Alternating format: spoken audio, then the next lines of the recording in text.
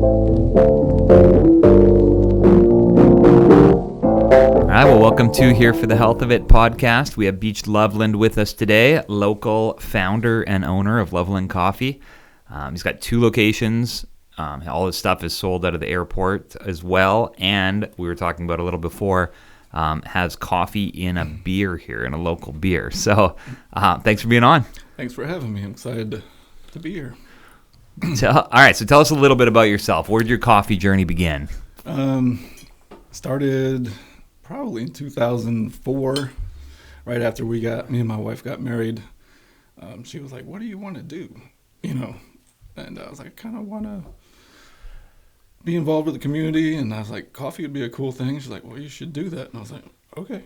So it was when we got married and I went straight into, started going to college later. So I was 25, started my freshman year of college right after we got married. And she's like, "Well, what do you want to do with this?" And I was like, "I think I want to incorporate what I'm doing here with school." I went to CIU and I want to incorporate community involvement with coffee and use that as an avenue to kind of reach community, build community where we're at. So she's like, "Okay." And then I started working at a local cafe in Lexington, 2005. Yeah, in the fall 2005. So before you got married, you didn't have a job or know what you were going to do?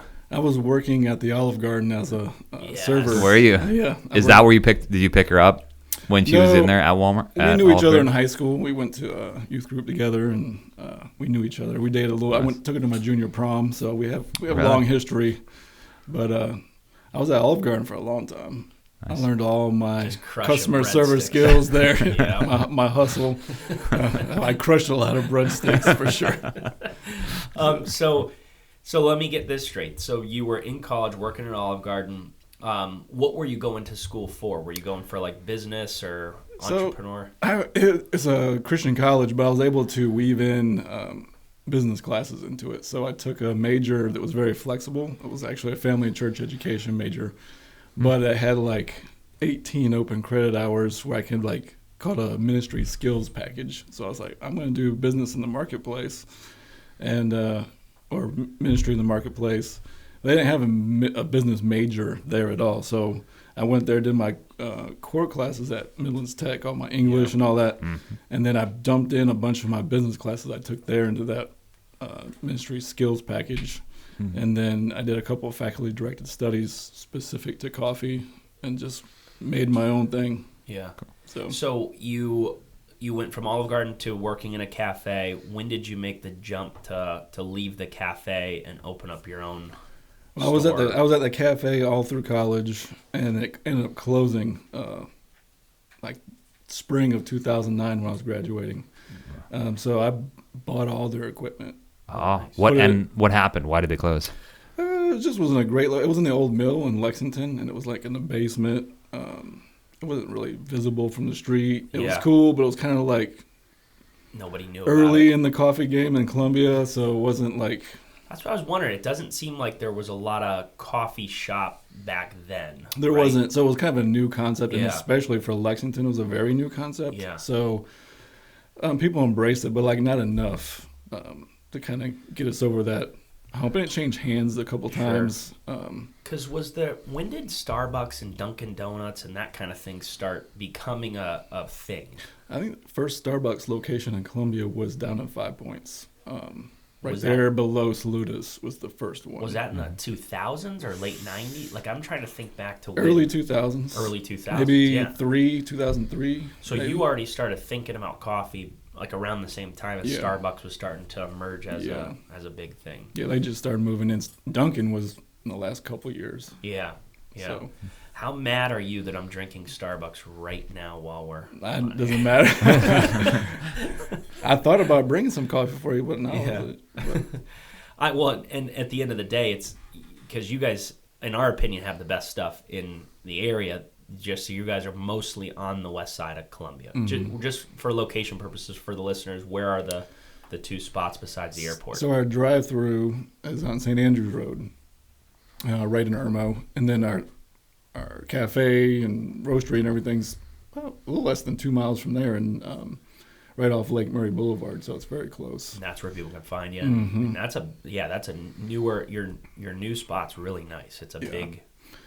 Yeah, it was quite the endeavor to get that open and acquire the building and everything. But we're very happy with it. Yeah, so it was good. So then, when did you open the drive-through? That was the first thing. What was the year that you started that then? 2012. 2012. So we're coming up. Official. This is our 10th year. We're in our 10th year. December of this year will be our 10-year anniversary. Gotcha. So you bought this stuff. What was the name of the place that went out of? It was called the Wired Bean. The Wired Bean. Yeah. Was there the Wired? Is there a Wired Goat or Wired? That came way later. Was that same? No, that wasn't affiliated with that. But they went out 2009. Like I said, I bought the equipment, sat on it for a while, and then I did a Kickstarter. I found this drive-through, like randomly driving to a doctor's appointment one day. I saw this little kiosk for sale in a used car parking lot on my way to Ballantyne. Yeah. And that was about the time I was like, man, am I ever going to do anything with this equipment? Am I ever going to be able to open a cafe? And it seemed like no. You know, I had just had my first child, and I was working at an insurance company as a GA, and I didn't love it, didn't like it, didn't want to be there. And I was like, man, this is where I'm going to be. You know, you kind of felt stuck. And then I saw this drive-through, and I was like, I bet I could do that. So on the way back from the appointment, I went in there.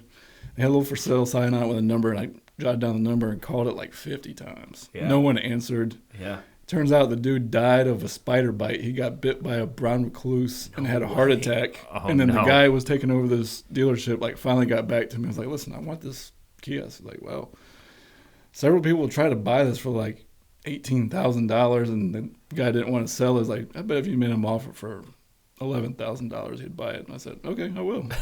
And I did. I got it, and I just put it in storage for about a year, and then we did a Kickstarter campaign, raised close to $10,000 to get us over the hump. Yeah. And quit my job of October 2012, and then opened December 2012. Wow. So in the beginning, you were probably the only employee in there, and you did everything start to finish. Yeah. So what did that look like with you and your wife? Was she in there too with you sometimes? She was working, bringing home the bacon, you know. So she was a therapist, and she was working doing that. And again, she supported me every step of the way. So there was no way I could have done this just by like me doing it, just by myself. So her encouragement, her support. While we're doing that, I mean, she had just had our first child like 6 months prior. You know? Wow. Yeah. So she's like, I'll still work. I'm like, okay. And you even had to go in there from scratch and name every drink, price every drink. I built the menu while I was sick on the couch a week before we opened. I made up several of these drinks, and put together the menu. And then literally the first day we opened, I was like, okay, what do we do now? Yeah, that's wild. Yeah.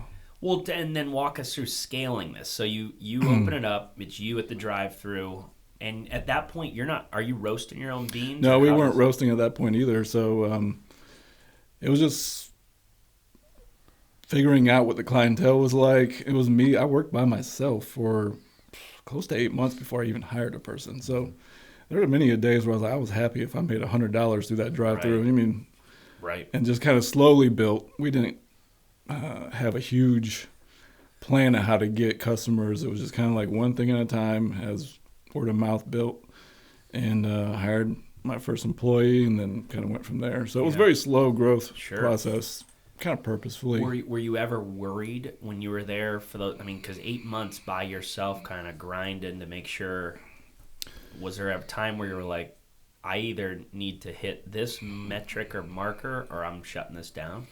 Shutting down was never really an option in my opinion. I kind of wanted to hit a couple of certain markers. I remember my wife will say when I would call her throughout the day or text her, like, you know, if we hit a certain number, like I remember I texted her one day, I was like, we just hit $300. And it was like 10 o'clock in the morning. So I was feeling pretty good about that. Yeah. And she said that's when she knew we were going to be all right when I did that. Yeah, and so. And how did you decide on the beans to sell initially? Because when I'm thinking about starting a business, you have to make all these huge decisions.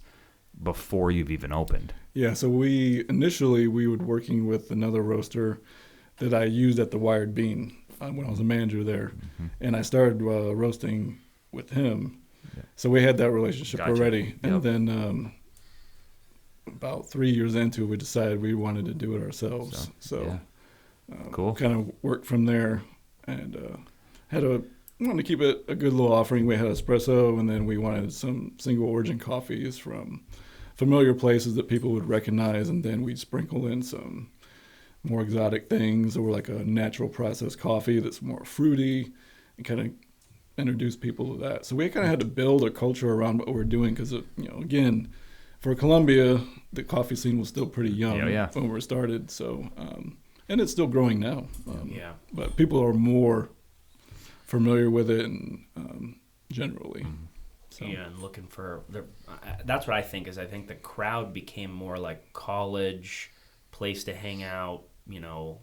Almost the third home idea. Yeah. Where you want that area to kind of be a place away from home. Students have always been on board with that, yeah. And it's been like suburbia and like young professionals that kind of jumped on with it too. Yeah. So and then with the rise of like farm to table type concepts, craft beer coming into Columbia, all that's on the same kind of playing field, so it like elevates all the specialty food and beverage industries. So now, did you have to train your palate, or like what goes into your decision making when it comes to roasting and tasting and all that stuff? There is a training process and certification processes for all that as well. Through the Specialty Coffee Association is the like governing guild for that. Okay. And I went through a pathway for roasting and coffee tasting. It's called QA or Q grading. And there's also there's like all these different pathways. There's a barista pathway, roasting, coffee buying, coffee tasting, all these things. Yeah. And you go through, and we have a lexicon of flavors that are, measurable. Right. And you kind of train your palate to pick up on them. Nice. So talk us through just your main business structure now. Like, what's your primary product? What's the next steps? Where do you see Loveland Coffee going in the next 5-10 years? Yeah. Our product is a kind of a blend of service and product. So we sell a vibe, we sell an experience, we sell a interaction. All that's kind of tied into the coffee. The coffee, we make a point to buy the best we can get, which is also attainable and like approachable to our customer base. So everything's kind of governed by what we call the 3 C's: coffee, customers, and community. So we filter everything down through that. We want to use the coffee as a way to reach our customers and then give them great service, and then extend that service into our community and lift everybody up through how we interact with them and how we support other local people, nonprofits, and things we're interested in our community that we want to do. So that's kind of what we like package into every cup is those 3 things. Right now, I'm just kind of in a recovery mode from the last 2 years of the build out in the building. Right. We've went from having 4 to 5 employees to 20. Yeah. Kind of settled into some systems and feel like we got a good team. Right. And we got my wife's come on board more for like hiring and HR things and organizational things. Yep. So those things are off my plate, which I had to start giving a lot of that stuff up. So that was good. Yeah. And for you, what would your ideal day look like for you? Do you like being at the place roasting? Do you like just kind of walking through and talking to customers? What's your... I love all that. Yeah. That's what I don't get the most. Like, I love being behind bar, making drinks. Most of the time I'm in my office, handling things, doing the business things that I don't necessarily love to do, but is necessary. Right. Yeah. And but I'm hoping this year I can kind of work into getting behind the bar at least for a shift or 2 a week. Nice. Not a long shift, but a couple of hours, just kind of get my fill.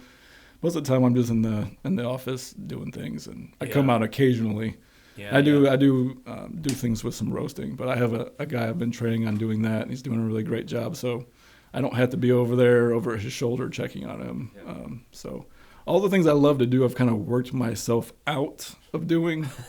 And so I'm not kind of in a conundrum now. I'm like, the things I love to do, I'm not doing. And trying to get back into trying to get back into it. But at the same time, you don't want to be in it too much. Right. So.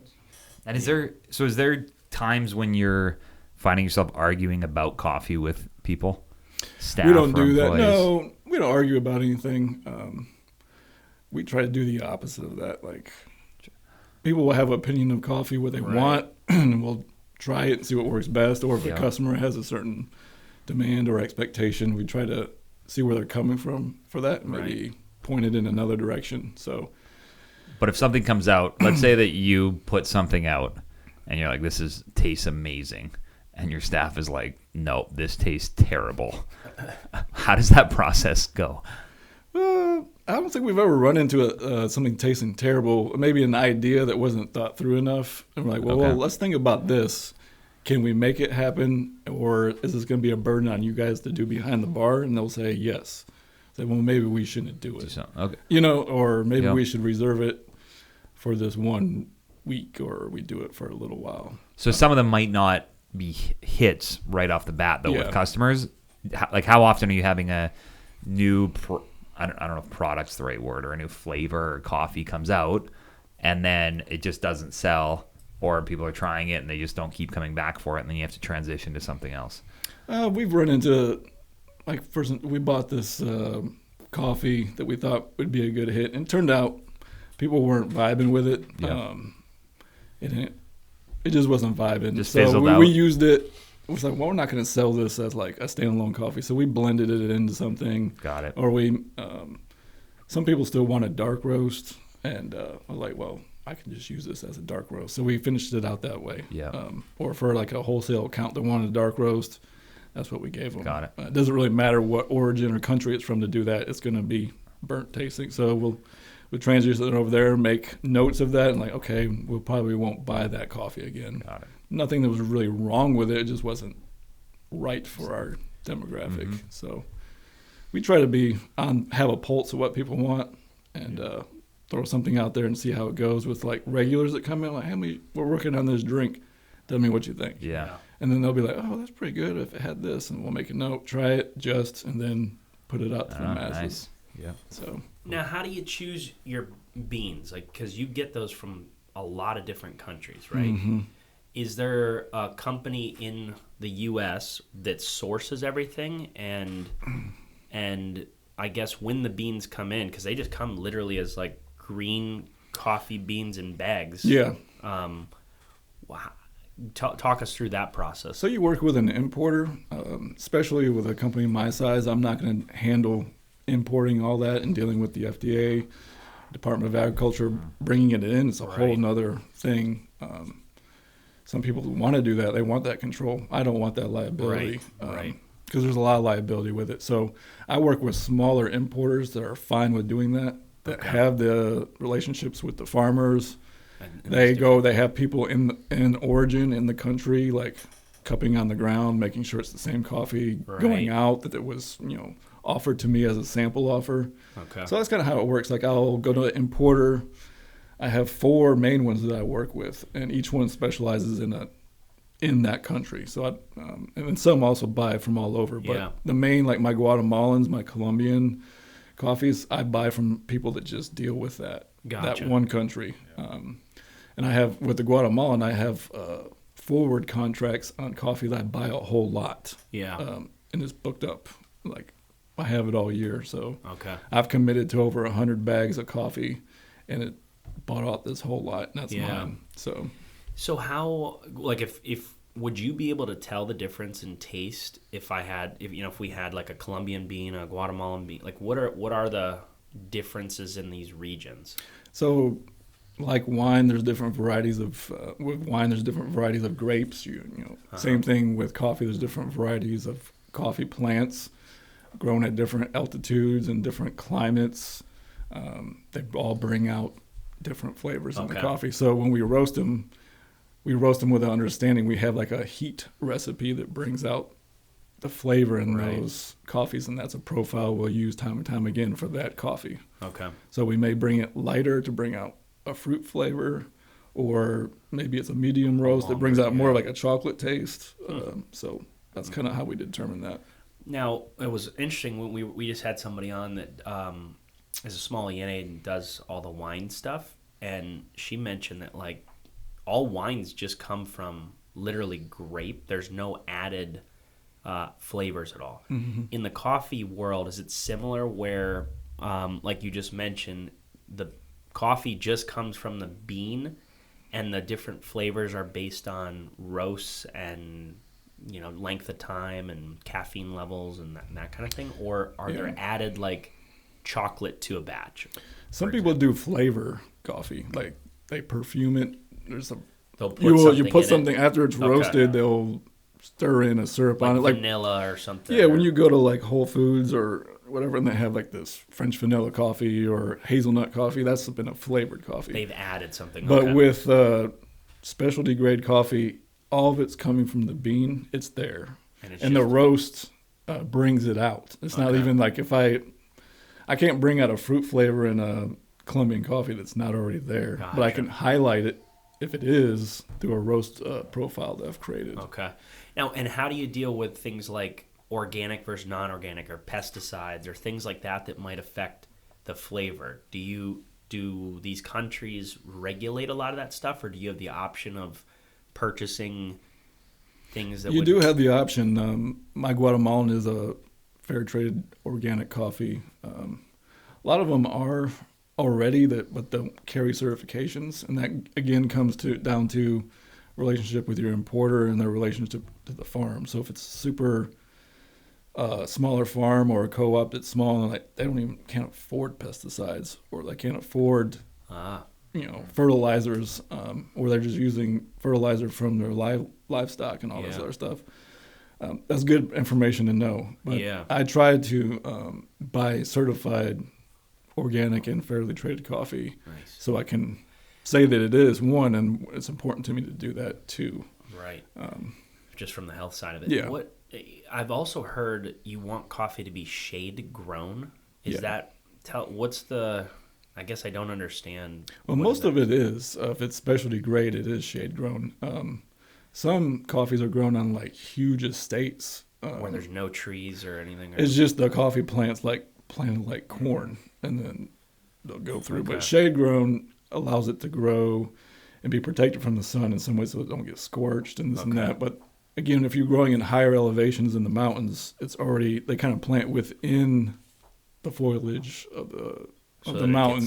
Some level of shade. And it allows a bird. You're not clear cutting stuff to do that or anything. Yeah. So has it crossed your mind to start growing your own beans yet? No. Every once in a while, it'd be fun to own a farm or a plantation over there and just fly in and check it out. But it's a lot of work.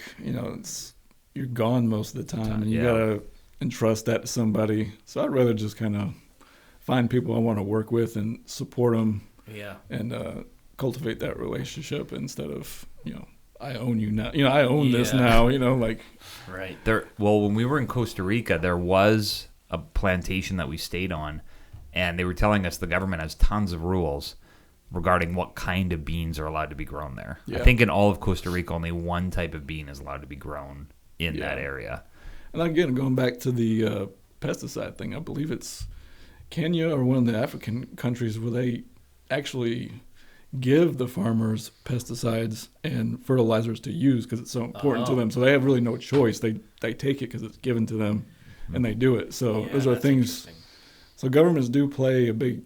If it's a huge agricultural thing for that country, they will make stringent rules to make sure things are happening that doesn't jeopardize what's being sent out. So now, what about how do you regulate caffeine levels? Like, do you decaffeinate anything in house, or do you purchase it that way, or not in house? I will buy a Swiss water process decaffeination.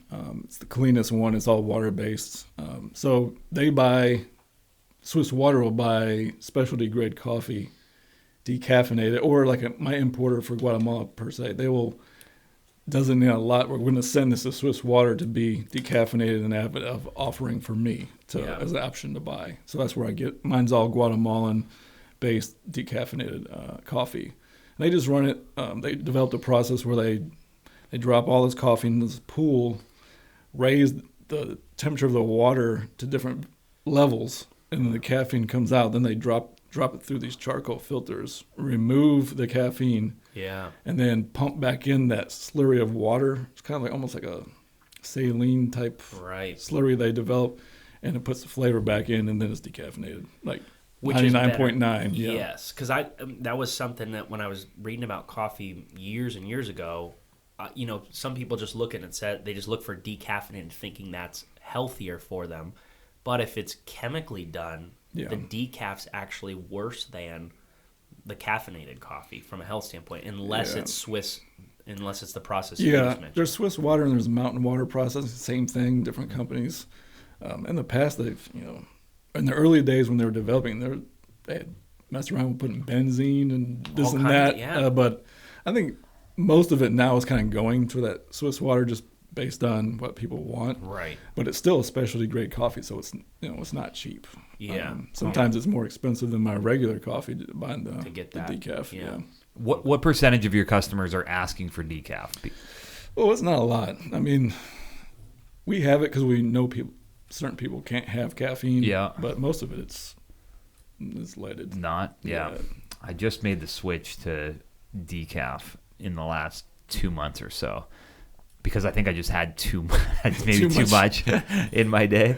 But I never understood the decaffeination process, or that was happening. So I guess it's just the exact same bean goes through this water process, and then now it's decaf. Yeah, but in the grocery store, most of it's like really cheap coffee they're doing it with. Yeah. So the difference from what I'm talking about is they'll take a fine coffee and send it there to be decaffeinated. Got it. So like someone like you is giving up coffee that really likes maybe the higher end coffees, can still enjoy a cup of coffee and not have it taste like stale raisins. Yeah. Is what I always equate it to tasting like. Right.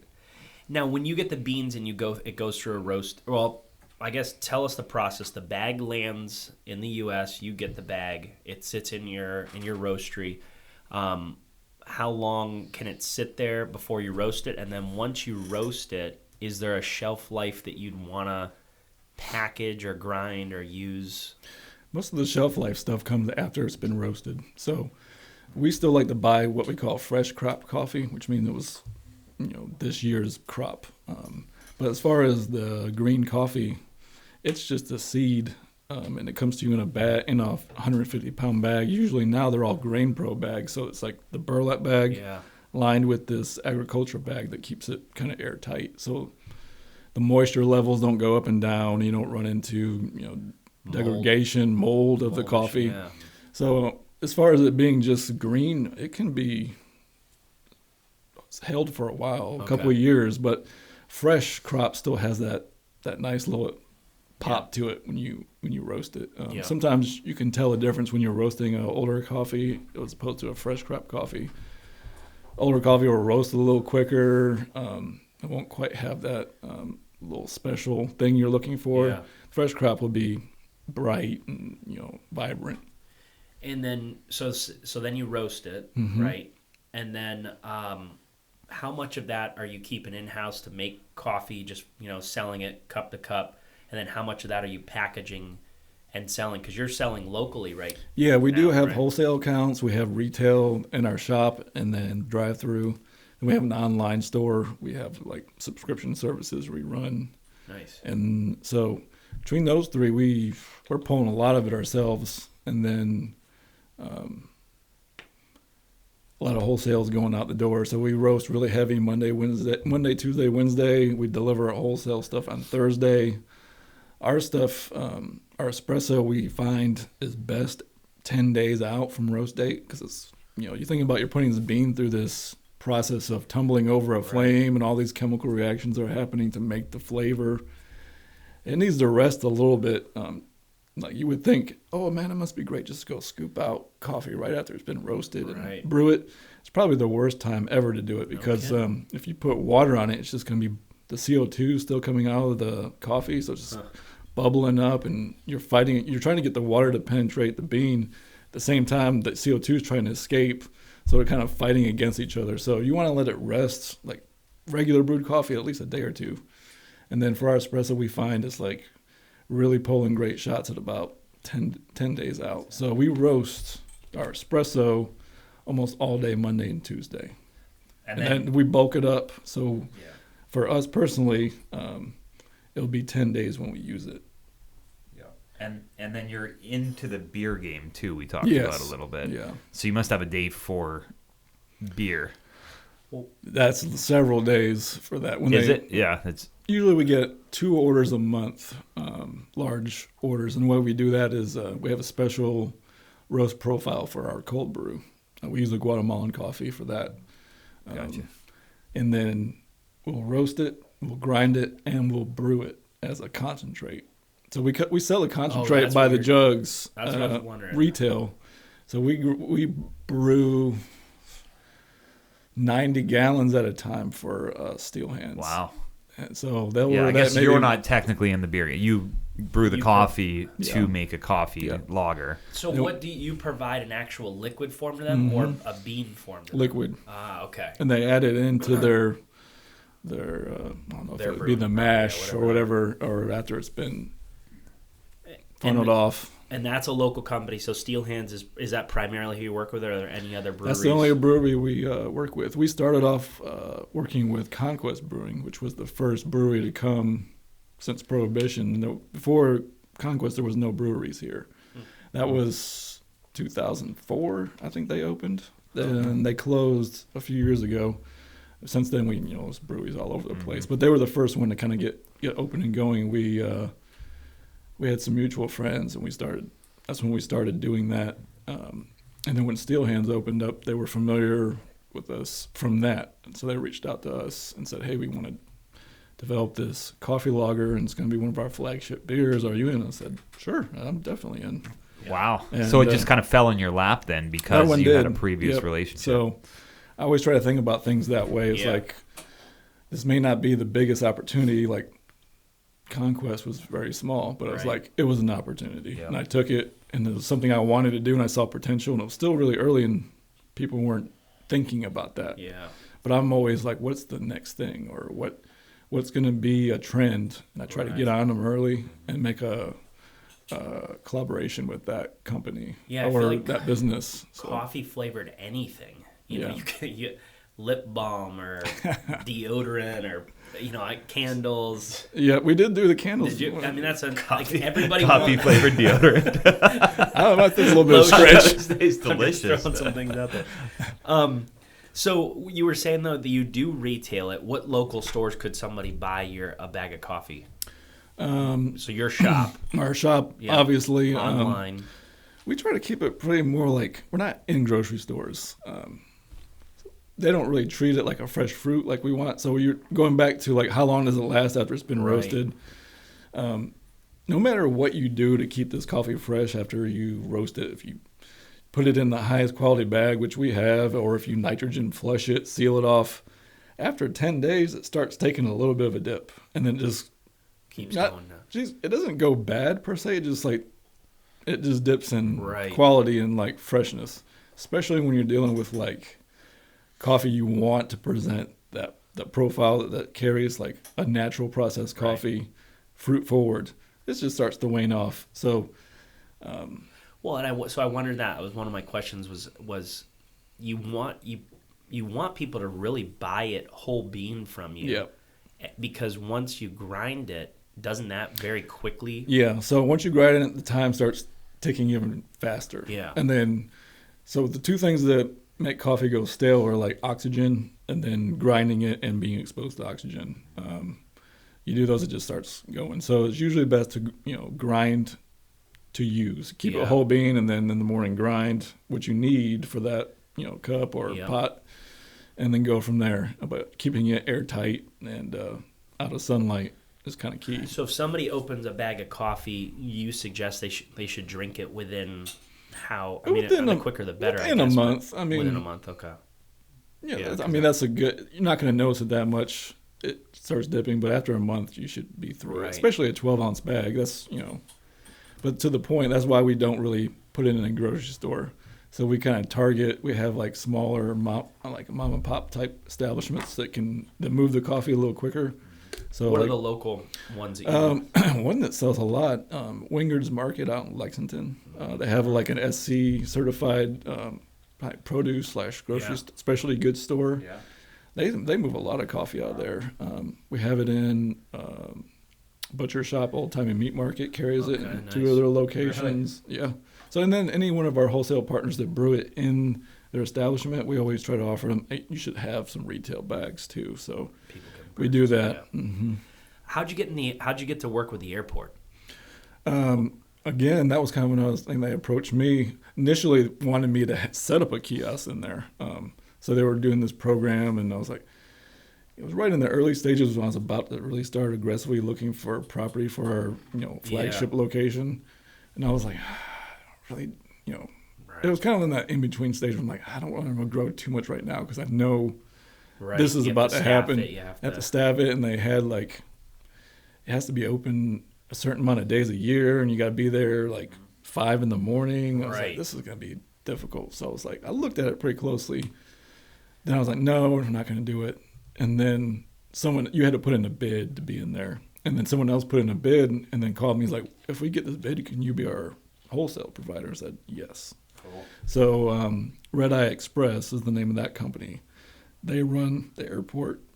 That's their thing, but they use our coffee there. And then we okay. made a specialty roast for them.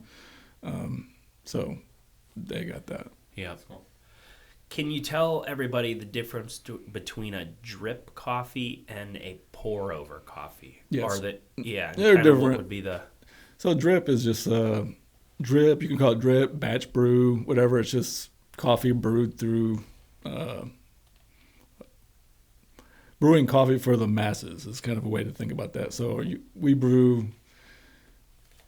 can brew a gallon at a time. You just want a regular coffee as a drip coffee. Uh-huh. Some people call drip could be a pour, and drip coffee, but that's why we say pour over. It's all manually brewed coffee is what a pour over is. So those tend to be like higher end coffees. So we have a pour over menu. Yeah. So we got this Ethiopian, we got this Guatemalan coffee on there, this processed coffee, and we manually control everything. We weigh out how much to the gram, how much coffee. We weigh out to the gram, how much water we introduce at what times. So it's more laborsome, but you get to. Does it change the flavor a little bit? When I say change, it presents the flavor better. Okay. So. And is there a difference in like how fine that you need to grind the bean? I know that sometimes it's a different grind than what you would do for drip coffee or standard coffee maker. And we have, we've gone through our grinders and figured out which is best for which coffee. So not only does it have a brewing recipe, it has a grind setting for each type. So I mean, it's like it gets There's a down lot to of that thinking. Yeah, a certain temperature. Like some coffees taste better at 205, some are better at 203. Right. So we can control the temperature of what we want the water to be. Yeah, because I didn't even think about that until recently. We got one of these like nice coffee grinders, and then it had like 10 different settings on how fine, and some of it had a marking on like be best for this if you were doing coffee versus espresso or whatever. And still, you have to tweak it all the time. Yeah. Our espresso grinders, we making little micro adjustments on the grind setting throughout the day. Yeah. If the burrs are spinning all day and they get hot, they expand, and you got to move it over a little bit. Right. But if it's slow, you might have to adjust it again. Yeah. So. And so when you're hiring your staff, you mentioned you went from 4 staff to 20 staff. Yeah. What's important for you when you're hiring them? Character mostly. Yeah. More character more than a love for coffee. Usually they're there because they at least love coffee if they're Okay. asking. But teachability and character probably. That's what we look for. So we, someone submits a resume, we'll look over and see what type of things they do, what they're involved in. Then we set up an interview process and kind of draw out some of that and see how they react. I can teach someone. how to interact with coffee. You can't teach someone how to interact with a person a lot of times, not very well. That's true. So if they got those skills already, that already diffuses half the problems Right. I run into. Okay. So if you know how to, someone's unruly or they're having a bad day and they come in and they've decided to take it out on you, I want to hire a person that can diffuse that person and like without them even knowing it. Yeah. You know what I mean? So that's what I learned at the Olive Garden. Yeah. When I worked there, it was like Lots of unruly people. You see at the all Olive Garden. kinds of Breadsticks people. aren't warm. Yeah. Or you get someone doesn't get their breadsticks, you find out real quick what's about to happen. So But diffusing people is like Yeah. Okay. that kind of stuff. Yeah. And but the coffee side of it, do you ever have people who are coming in and they don't drink coffee, but they want to work there? I don't think we've run into that yet. Never had that. It could happen, maybe in the future. It'd I just don't be know. harder to relate to the customer. That's what I'm wondering. Yeah. They got to drink. It's more like an unspoken thing. Yeah. Drink coffee. Probably not. I might put you in the kitchen or something, but So, Right. I don't know.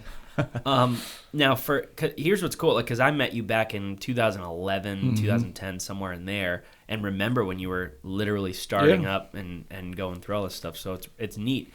But it brings me back to like, there's a lot of listeners that like they just in the back of their mind like, I should open a coffee shop. Yeah. Like, do you get a lot of people that are like, I've always wanted to open a coffee shop? I get a lot of that. Yeah. A lot. And what? It's so hard. It's hard to. I used to really. Someone say that, I'd be like, oh, let me talk to you about it. Everybody thinks it's so easy. Just like get. They see you doing it. It's exciting. It's a great place to work. Right. People love working at Loveland. They love the culture we create. It's fun. It is. I mean, it's sexy. You're like, it's a exciting thing to do. People love it. It's got the vibe. People always posting their coffees, and it's like, Right. I want to be in that environment, and I get it. It's a lot of work. Right. And, it's a lot of work. And so now, when people come to me and they say, I want to open a coffee shop, I'm like, okay, tell me why. And they'll tell me why. I'm like, okay, are you willing to not get paid for a long time? Right. Are you willing to work 80 hours a week minimum Right. with no pay or little pay Right. and put everything you got into it? Like, how much do you have to do this? Well, I don't. Well, probably not a good idea. But I'm not one to try to squash anyone's dreams or aspirations because I was there myself at one point. But everyone sees kind of the sexy allure of it on the Instagram and this and that and what's put out there and portrayed, and that's all good. You have to put out what you want to be, but the stuff you don't see that's like the roots that make the business grow is not sexy. It's not fun to not be at your kids' events or come home and they're already in bed 3 days a week and feel bad about it. And, I mean, all those things are real things. And a lot of people have a lot of debt too. We started this with cash, money that we saved. And there's, everyone has different ways of starting a business, and they work. And but for me, it was like I have to know that I've put something into this, and I'm not option to fail is not in my wheelhouse. So I think there is a lot of value to you telling people how much work it is as well. Yeah. Because I even find that sometimes in our business where there'll be someone will say, well, after 3 months they should have a share. Maybe they come work. They're like, oh, I've worked at Loveland for 4 months. I should be like a part owner because I've put in 20 hours a week for 4 months. Like, no, you didn't see 10 years and 80 hours a week that led up to this, and then they're kind of at that peak. Or maybe even sometimes people see business owners, or they'll say, oh wow, look at your life now. You've got employees who are doing things, and you just got to come hang out, do podcasts. Yeah, I feel like now I'm just kind of getting to where I want to be after 10 years. Right, 10 years, yes. I'm still driving my same old 2003 Camry. I've been driving for 10 years, but I knew where I wanted to be and what it was going to take to get there, and I sacrificed things that I wanted over things that needed to happen to get to where I needed to be. So, is it at the stage you're at right now? Is it easy to continue to add shops, or what's the challenge to go from 2 shops to 3 to 10? Or is that even a part of the vision that you? I don't think 10 shops are like my wheelhouse. Uh-huh. I think I'm interested in doing one more thing, maybe two. It'd probably be more of a strictly like drive-through, not like at the kiosk. Right. It would be more of a permanent structure. And I'm not me and the wife have been talking about things, and she's like, well, let's just look into franchising. I'm like, I really don't want to do it, but Right. I'll look at it. I don't Sure. think I should turn my nose to seeing what that means, but Yeah. that would be after 3 and 4, we seek success. So I don't think I wouldn't feel right about trying to franchise something. I only have 2 things Yeah. operating. Like, they're going to be looking to me for the tools they need to succeed as a Yeah. franchisee. And I need to be able to, I'm not going to, hey, buy into this and lay them out there Right. to dry. I want to Right. make sure I'm setting them up for success. So Because that's what I was wondering is I've always wanted one on the east side, as I always tell you, but I know that there's a lot of work involved. But I didn't know, is it a numbers thing? Is it a traffic thing? Is it those all come into play, like especially with a drive-through or any location.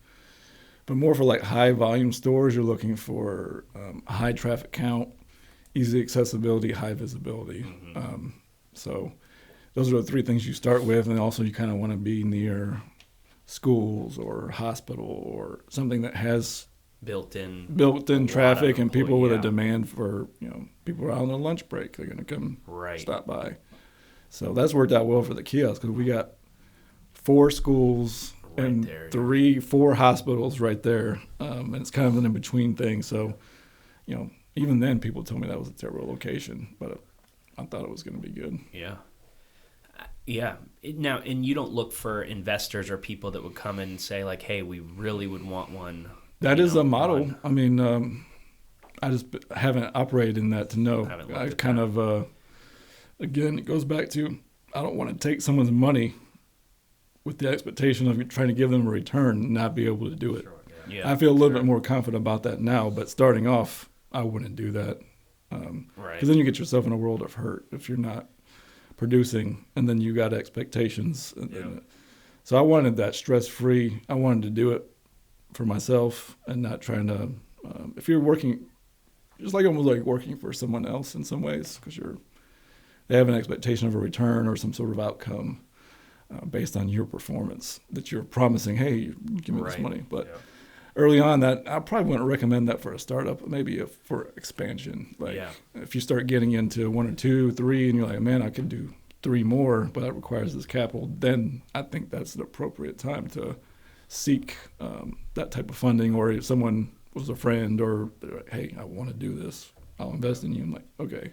Yeah. That would be a conversation to be had at that point, I think. Nice. Yeah, because I didn't know if that was, like, now that you've done 2, was it a realization where you're like, well, it wasn't too bad going from 1 to 2, and now going 2 to 3, kind of know, here's what the numbers would need to be, here's what we have to Yeah, I understand those a whole lot better now. Yeah. As far as just going through the process for a commercial loan with the SBA and this and that, projecting out your sales, and Right. you got to go through. You probably know this, going through the whole gamut of projections and like figuring all that out. That was new to me, but that was a step what I had to take. And I look back at those numbers not that long ago, and I was already beating those numbers. I'm like, okay, I feel pretty good about myself. Yeah. Has there been any books that really impacted you in your journey, or things that you've listened to or read, or mentors? Early on, I read, Mark Losby gave me a couple of books early on that we read, and we, I can't remember the name of that one. E-Myth? E-Myth was an awesome one. Yeah, we delved in that one pretty deep. Took a lot of lessons from that. Yeah. A lot of it was just kind of lessons I learned along the way, and then me and Mark used to meet pretty regularly, just talk about things, and you've been in on a couple of those meetings before. So, getting advice from people, seeing what they're doing, that's kind of been the best. But this year I've been thinking, like, it'd be bad to kind of get like a business mentor. You know what I mean? Like, I'm at the stage now, I'm like trying to deal with tax implications of what I'm doing, and like, it's like, man, this is a lot to figure out, you know? Yeah. So I want, I've been thinking lately, I'm like, it'd be kind of good to get some sort of business mentor wherever you find those, or, whatever. Yeah. Oh, that's awesome. And you have a coffee named. This is kind of a different topic, but you have a coffee named The Adjustment. Yes, yeah, of course. So walk us through that. That one's stood the test of time. When we were doing, I mentioned the Kickstarter earlier, and that was right around the time I think we were some of the first patients at Sarah and Mark's practice. And part of our Kickstarter campaign, so we had different pledge levels, and one of them was like, I don't remember how much it cost. It was like $250 or $500. Came with this name attached to it, so you can name a drink and it would go in our menu. That's cool. So they said, we wanted a drink, and I was like, okay, well, let me figure out what I can make within, the advanced plan. Yeah. And this, so it ended up being almond milk, which almond milk was just coming out really at that time. So it was like an almond milk latte, and we got, I think it's sweetened with a little bit of stevia, and it has cinnamon in it. Yeah. And they loved it. Yeah. And it's still on our menus at both locations. And so it's on there. That's Another friend of mine, he just wanted his name on the menu. So it was called the John Juan. He bought one too. So it was literally on the POS was a picture of him like in like say a GQ pose like John Juan. So anyways. Now, are you familiar with coffee enemas? Yes. You've heard of them. I've heard of them. Have you ever done a coffee enema? I have not, but someone in my household has. Okay. Now, and so do you recommend using Loveland coffee for the coffee enema? I would instead of some Dunkin', cheap Nestle or you don't want to run on Dunkin' for that, That's awesome. Okay, so tell us. I guess you grew up in Columbia. Yeah, we moved here in 1992 from Grand Rapids, Michigan. Oh, nice. But I've grown up here. And you see yourself here long term. Like, what do you love about Columbia? What's your favorite spots to hit up in Columbia outside of Loveland? Oh yeah, we're not going anywhere. I love Columbia. I love Irmo specifically, but Columbia is great. I like that it's just really you can be at any side of Columbia in 20 minutes for the most part, any time of the day except for 5 o'clock. But it's an exciting place to be because things are happening. You're kind of like historically Columbia's kind of been 10 years behind on things, and I feel like these last 5 years have really started catching up to exciting things that's going on. So we got breweries, we got really nice restaurants coming to town. They're redeveloping Main Street districts or making new districts all the time. They're starting to do some of that in Irmo too, and I'm thankfully been able to be a part of that.